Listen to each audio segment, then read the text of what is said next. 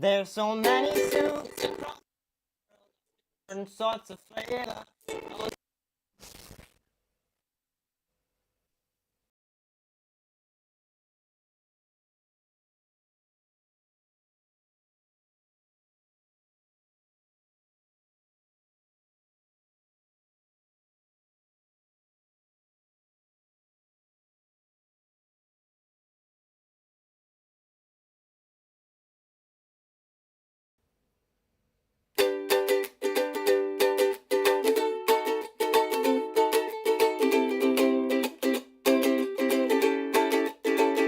There's so many soups across the world of different sorts of flavor. Or some you might not like at all, but some you'll want to savor. From every single broth out there, there's the one and only that's been around for many years in the form of minestrone. You take the bits and bobs you have and throw them all together, then put them in a frying pan, and this next bit is clever. And add some liquid to the bunch and add a little pesto, and soon you'll find you've made a soup that couldn't have been faster. Oh, minestrone, what a dinner! This old soup is such a winner. Minestrone, what a dinner! This old soup is such a winner. La la la la la la, da da da da da da da da da da da da. Minestrone.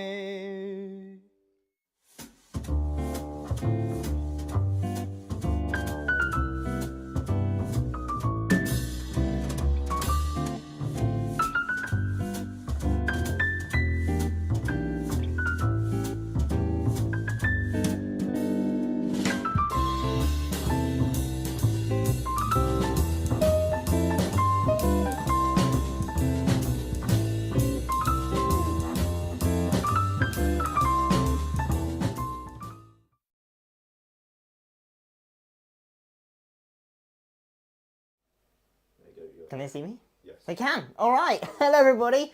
Welcome back to this month of the Crooning Cooks. So we're going to be making a very awesome recipe today, which is minestrone soup. Apologies for the audio issues at the start there. Not sure what happened, but hopefully you were able to hear the song. And if you did, you know we were making minestrone. And this is a dish I've actually made quite a few times recently for our family because it works really, really well. It's a perfect way to use up leftover veg, things that just got left at the bottom of the fridge, and use them as something really, really easy to make. Okay, and not only easy, but really, really delicious. And then, to go with it, we're going to make an amazing, amazing bread, which I discovered only recently, which is pesto bread, and it's incredibly good.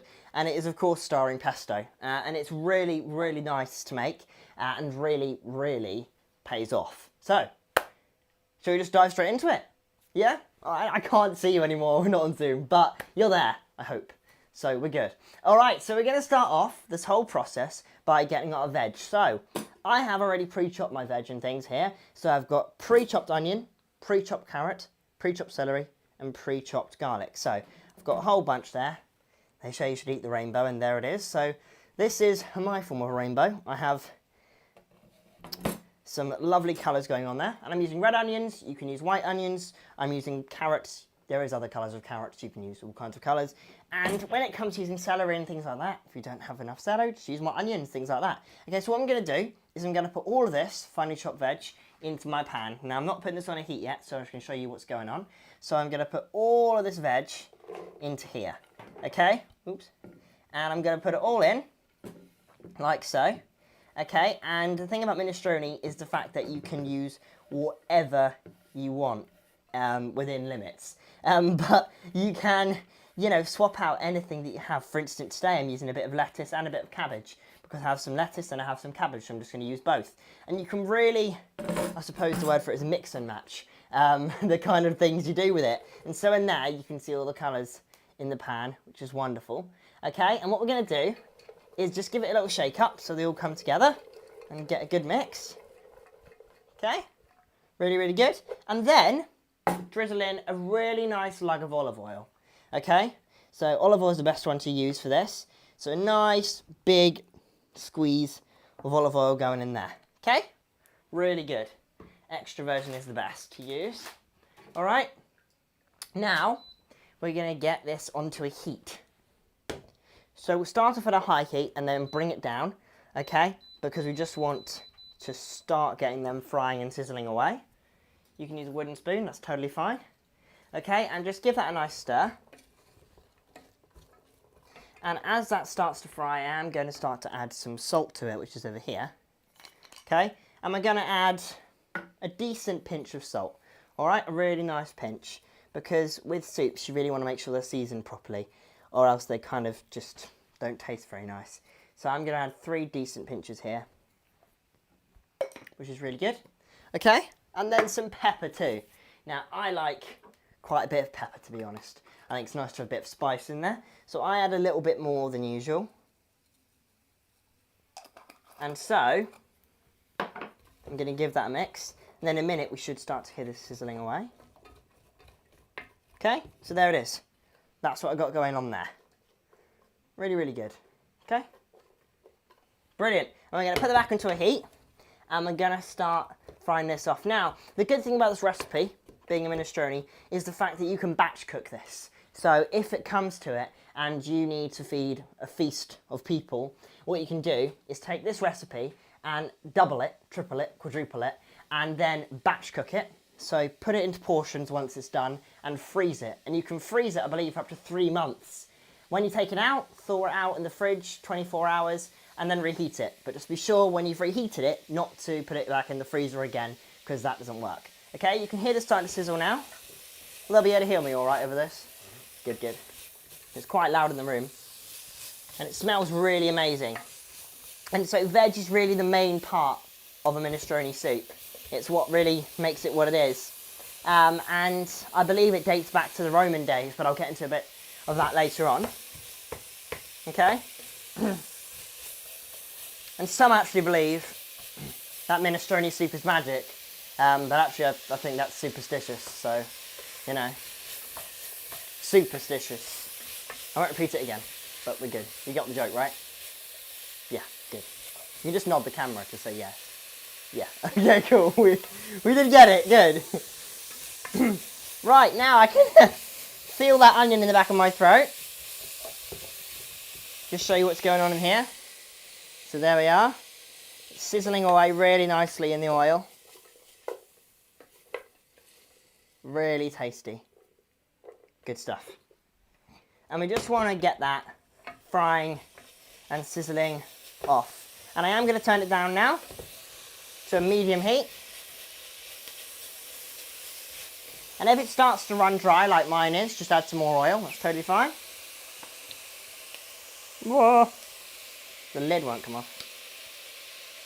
There we go. A bit more oil in there.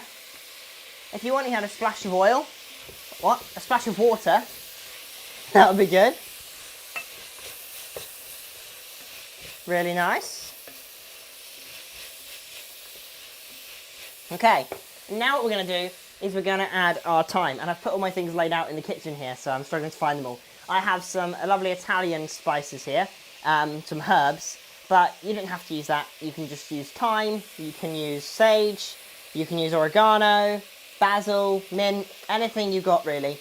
It's really, to be fair, minestrone hasn't got a specific recipe in the sense that it's such a versatile thing that nobody can really pin down this is the exact way to make it like they could maybe with a lasagna we made last time and things like that. There's no exact way to make this. It's entirely up to you really. So it's a great recipe for family meals. So that is softening down nicely. Really good stuff. Okay? Nice. So now we want to start getting our tomatoes ready. And I'm using passata. You can use chopped tomatoes. You could even, if you wanted, try and use fresh tomatoes. But if you do that, you'll obviously struggle with getting more sauce into it.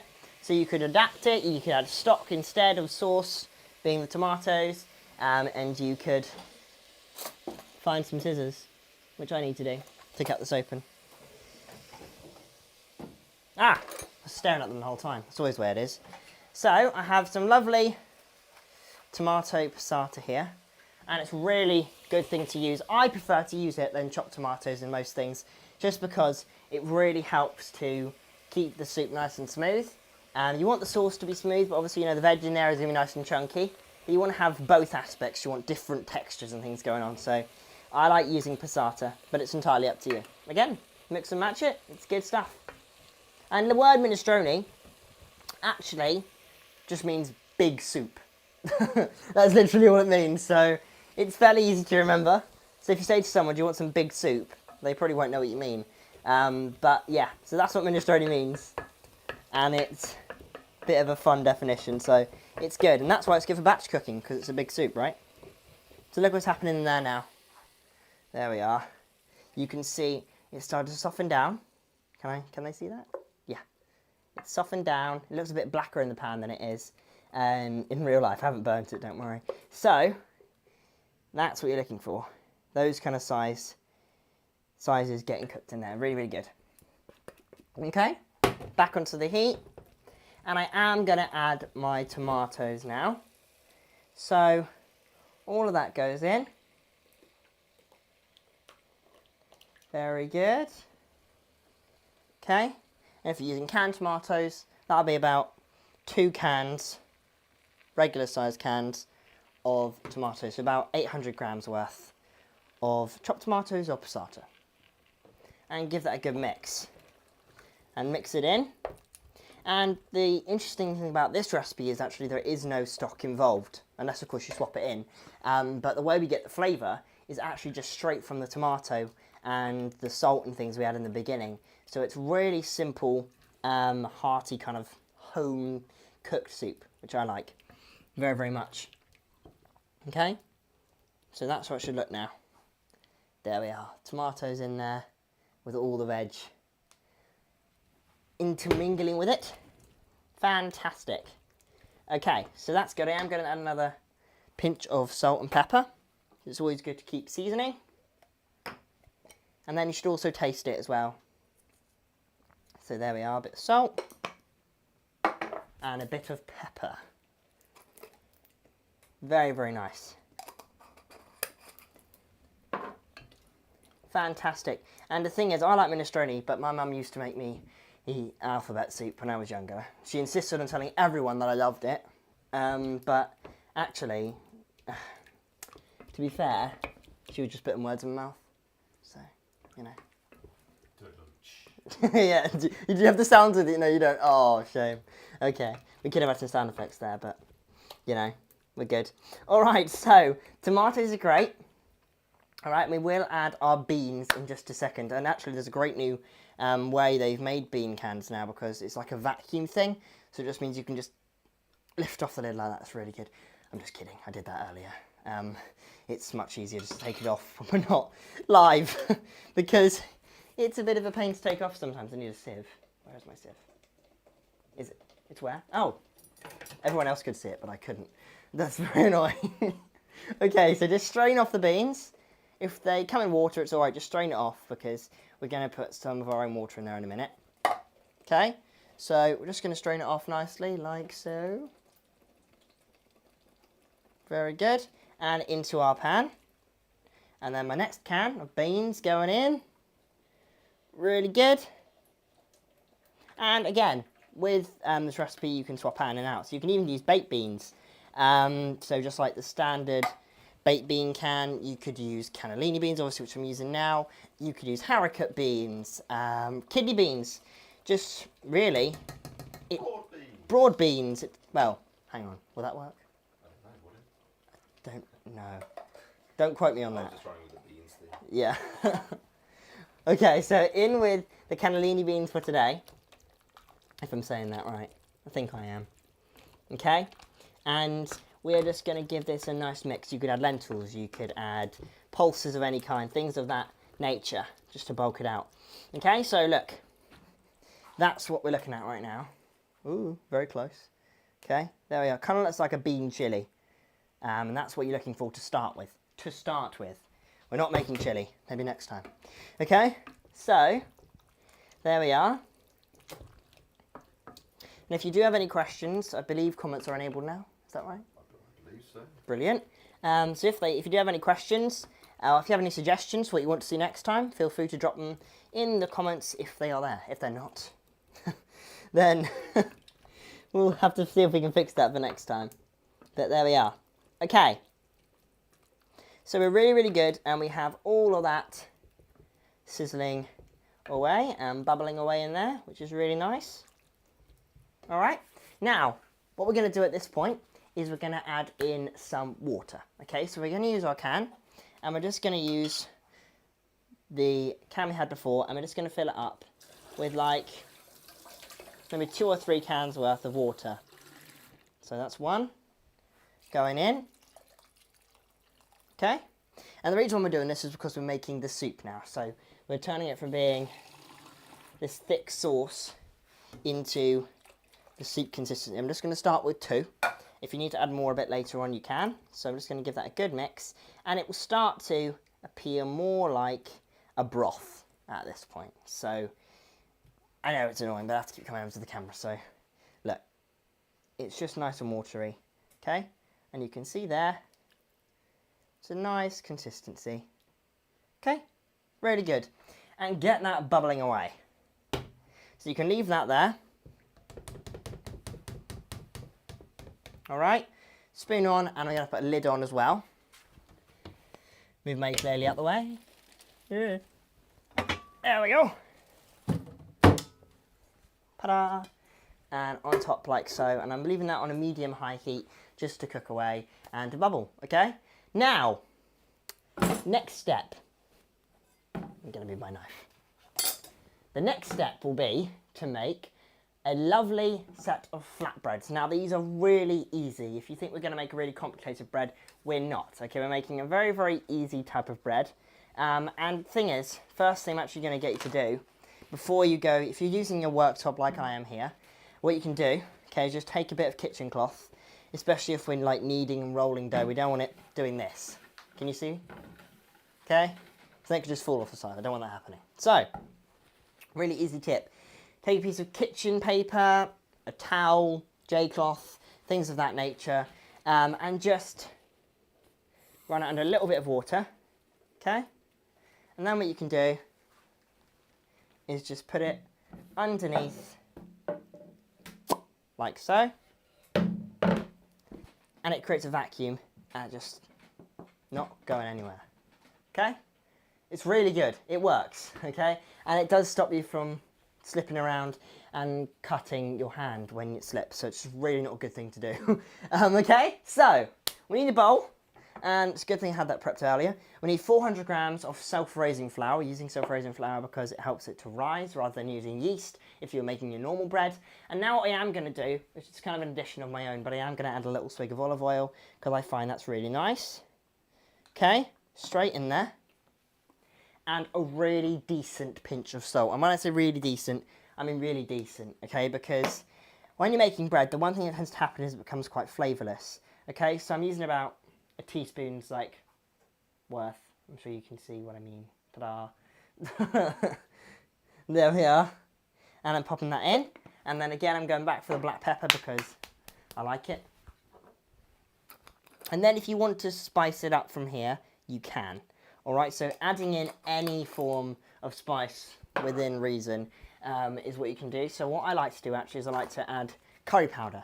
And what that has inside of it, this one has, I won't say the brand name, but this specific shop, coloured in orange, has coriander seeds, turmeric, cumin seeds, ginger, cayenne pepper, garlic powder, pimento, I believe I'm saying that right, chili powder, fenugreek, salt, black pepper, paprika, cardamom, and cinnamon, all in one. Okay, and it might scream curry, but actually, it's not, you know, just because it's like, what's the word I'm looking for?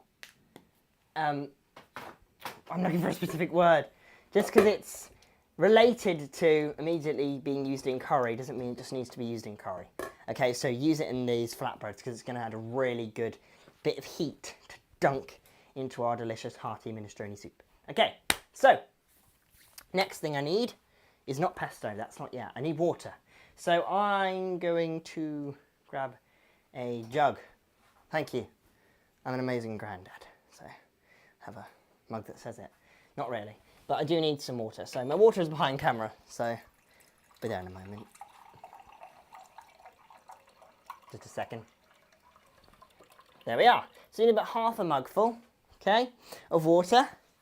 And we're going to put it in to our bowl. So just start off with a little bit and just see how you go. All right, little wooden spoon. And please bear in mind this is going to be gluten-free because I have gluten-free members of the family, so I have to make sure I keep it gluten-free. But if you're using normal flour, it will look a lot different to this. So if mine looks really strange, trust me, it won't look the same for you. It just takes a bit of work when you're making it gluten-free. Because you have to substitute yeast and things, but it can be done, and I'll show you that today. So I'm just breaking, see, you see what I mean with gluten-free stuff? It's formed these strange clumps of water and curry powder, which I do work out, but just takes time. So what I'm going to do is I'm just going to make a little well in the middle, like so. Yeah, I'm sure you know what I mean.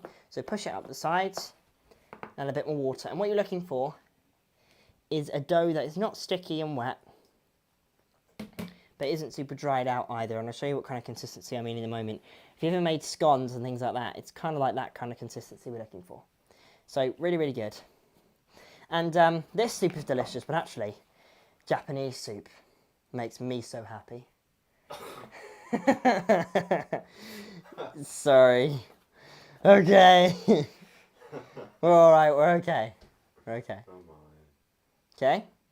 And again, the gluten-free plague strikes again, and it still hasn't binded together yet. It takes a lot of water with gluten-free cooking, so bear with me.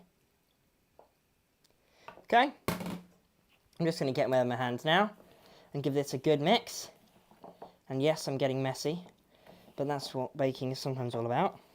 And so, of course, you can go out there and buy yourself a coriander flatbread or something, and it will taste just as nice. But there is something about making things homemade, which is just so much nicer, I find. So, yeah, just give it a go.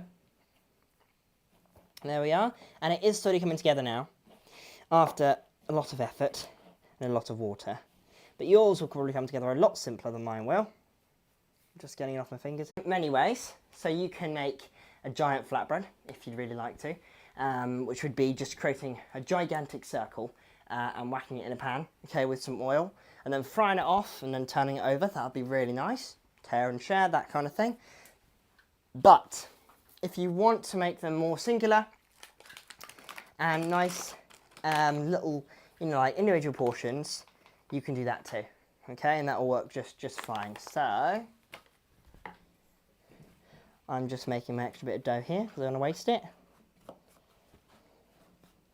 There we are. Okay, and my minestrone is cooking away nice and free. Just does that. So I'm going to work this dough together. And as you can see, doing what I did with the chopping board has really helped, because if I didn't have that, it would be slipping everywhere right now. Which is why it's really important that you try and stick it down. Because the least thing you want is to be kneading this and it to slip and your whole dough to land on the floor. That's not fun. Okay, so that's the dough sorted out. All right, and what we're going to do is I'm just going to split this in half. All right, so chop it in half, like so, and then I'm going to chop it in half again. And because I have a family of 6, I'm going to chop it in half once more, which will then make 8. Yes, my math is correct. Good. So, I have 8 little portions now of my dough. And I'm just going to make small little rounds with them, like so, okay? Nice and easy. And making flatbread dates back Bible times. It's, yeah, it dates back big time, and we've been doing it for a long time. So we're really just making such a simple little bread here that has been made for so many years. And making that kind of shape. So just a nice simple shape like that. Okay. Really, really good. So there it is. Almost like a burger patty. All right, and I'm just going to start stacking these up here, ready to go in our frying pan. Now don't worry, I'm not going to stick around for 8 flatbreads, but I am going to show you how to do one in just a minute. So, there we are, that's another shape done. And because they are self-raising flour as well, make sure they are not too thick because they will raise a bit.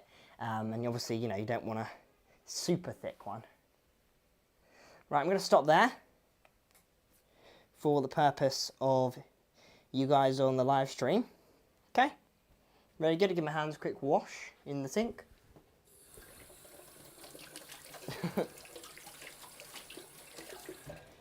There we are, really, really good. Okay, and now what I am going to do to the minestrone is I'm going to add my spaghetti now. So if you join me back over here, let's just roll this away. It's very handy to have a floating island like that. Okay, so here's the minestrone now. Bit hard for me to show you and stare at, but you can see what's going on. So it's been bubbling away. It's also got quite a nice consistency to it now. You don't want it like water, but you don't want it super thick, like a cauliflower soup or something. You know, you want a nice consistency. I'm trying to think of a way I can explain it. Not macaroni cheese. Yeah, but not water. But not water. Yeah, exactly. That's a great way of explaining it. Well done. Okay, very good. Now, Gravy. pardon? Yeah, a thin gravy. Gravy. A thin gravy. Yeah, just picture a thin gravy, not KFC.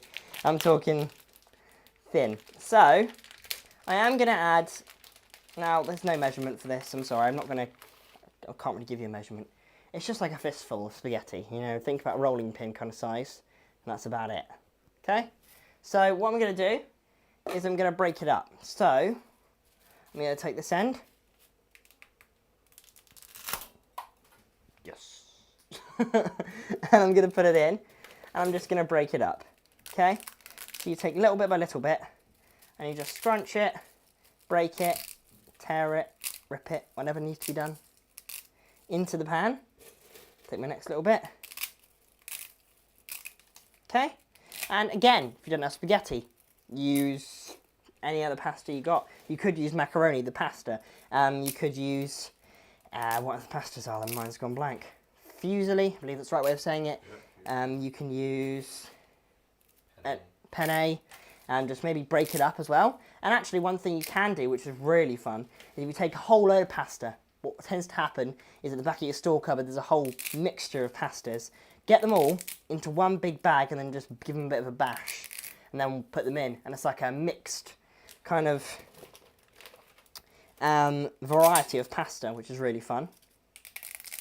Okay, break it all in. And then you'll see what I'm going to do here is I'm just going to literally beat it down in. You see? Yeah? Yeah. Really, really good. I'm just going to let that sit for about 10 minutes whilst we do our lovely bread. Okay? Really, really nice. And there we have it. Let that simmer now for about 10 minutes. And if you want to add more pasta, because you want a bit more like substance to it, you can do that. It's totally fine. But I quite like it with a nice amount of sauce. So that's really good to do. Okay, frying pan. We're going back to the bread. So, go over there for a minute, please. And I need a frying pan. So,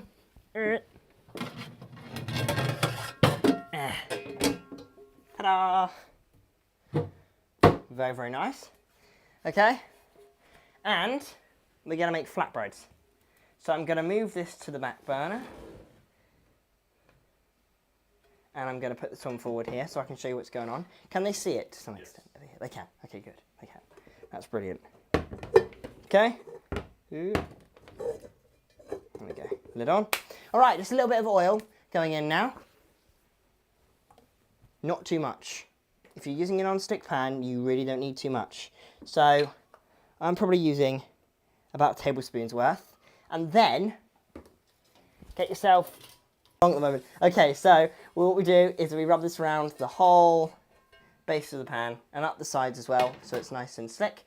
And then we are going to add one of our flatbreads. Okay, so just turning on my other one at the back for my lovely minestrone. Yep, good, brilliant. Okay, and now we're going to put in our bread. So I've got my little one here. And I'm actually just going to flatten it out a little bit more because I'm aware of how gluten-free works and how self-raising flour works with gluten-free bread. So if mine looks a bit scruffy, it's just because it's gluten-free. So, okay, that's going to go into my pan now. And we're going to start frying it off. Now, you're probably wondering where does pesto come in. Well, that comes in very, very soon. Okay, put 'em. Did you move the oil? Oh, yeah, the can's getting in the way. No, you'll need to tilt the pan at some point. Yeah, that's fine. So we're just going to start frying it off. Okay, in the oil. All right, and then get a spatula. Very important you have one of these, and Noah's stretching his tripod out now. So look, there we are. A bit like a pancake, just sitting there waiting. All right, and what we're going to do, now, this is up to you, your preference. All right, but if you wanted to make stuffed ones of these as well, they're really good. So lay out the flatbread, then put cheese and pesto, and then put another one on top, and then fry it. That's really tasty. Okay, but if you're making individual ones like me, just take your pesto, so good. Okay, and a nice teaspoon of pesto. Taking time? Oh yeah, we're doing good. Okay, and we're just going to place that little teaspoon of pesto on top of the flatbread like this. And then just smooth it out. Okay? Like so. So all across the top, can you see? Ooh. Alright, now it adds such a nice flavour to it, I promise you. That, like, oh, can you not see it? There. Ta-da! And we're just going to spread it all over the sides. And so the bottom, well, what will probably end up being the bottom, will become just the normal plain side, and the top will be a really crispy, delicious, pesto-infused bit of flatbread. And that'll be really, really tasty. So, this is just heating up for me now. Alright, I'm going to put another one in there because we have enough space for it. So I'm just going to make that bowl again. Flatten it out. This time you can put the pesto on here if you like. So, as I said, mine are a bit scruffy, but yours will probably be a lot smoother. So, just a little bit of pesto on top. Really, really tasty. And they look, you know, they look a bit, I suppose, like, what's the word you can use that makes them sound really cool? Rustic. Is it rustic? That's the one, yeah. They look really rustic, but actually they taste really nice. Okay? So into the pan, I can start seeing them sizzling. Now I can do one more. Okay? Bit of pesto on top. And when they're cooked, what you can do is you can add a bit more pesto on top as well. A bit of fresh pesto to finish it off. I'll just put a bit too much on there. Really, really nice. So, final one. Going into the pan. Really good stuff. Alright. So, whilst they fry and the soup cooks, it's time for that all-important moment when I give you the history, which I have not memorised, as per usual. There it is. Minestrone soup is the one meal that will always have a job. Why? Because it's so mix and match, because you can put in whatever you want, you can swap out ingredients like I mentioned to you earlier. Okay, but how did minestrone get its name? Well, minestrone has a rich history and dates back hundreds of years. Its popularity began, okay, in the 2nd century BC. All right, when Rome conquered Italy. During this time, economic growth allowed a variety of new vegetables to come in and flood the market instead of being limited to a few vegetables, which allowed us to use more veggies in soups like this. And so it began that Italians could enjoy a wide variety. It was this new mix of vegetables and new dishes being made that started the minestrone craze. So gathering ingredients from leftover meals and things, they put together soups. And minestrone usually contains celery, onions, carrots, spaghetti, beans and the like. Okay, but it has no singular recipe as I mentioned to you earlier.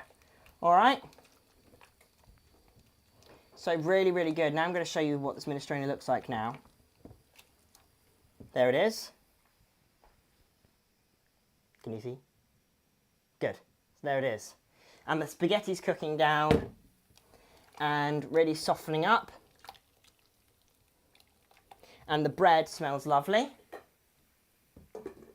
And you can make garlic breads if you want. So instead of just using pesto, you could slice up some thinly sliced garlic, sprinkle that over the top. That's really nice. Okay, so I'm just going to push this to the side now and see how this one's doing. So there we are. I'm not going to drop it. I'm just going to flip it over. Okay, so there we are. And that pesto is going to start cooking now. I think it just spat at me. Very rude.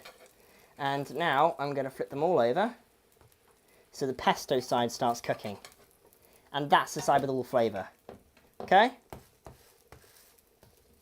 Really nice. And then you can flip them back over once they're cooked and crispy and delicious. All right, and that will basically be the recipe. So it's really simple, as you've seen. All right, I'm basically showing you the finished product here because that's what it's going to look like in the end. I won't eat it for you right here and right now because it's very, very hot and still the spaghetti is just finishing off cooking. But that is the minestrone. So let me just show you a final time so you can see. I wonder if I can angle it on here. There you go. Can you see that?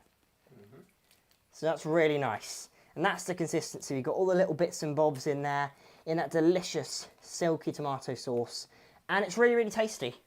Really tasty and really easy to do. This is a recipe we now use in our family a lot because of how easy it is. And I think you're going to really like it. So, I hope you've enjoyed it. I do have a few more jokes for you just before we go to get you laughing on your way out. So, where can you buy the most soup? Any ideas?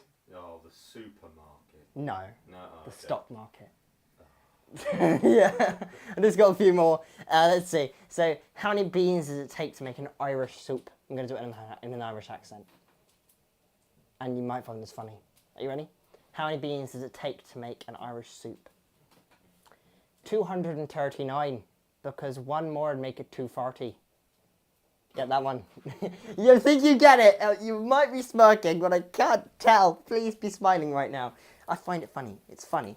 Anyway, right, so the soup is cooked, practically. It looks really good, really tasty, smells amazing. The flatbreads are cooking, and I will show you how they look just now. All right, you can turn down the soup now. Just let that simmer away while you finish off your flatbreads. Okay, so guys, that's what you're going to get.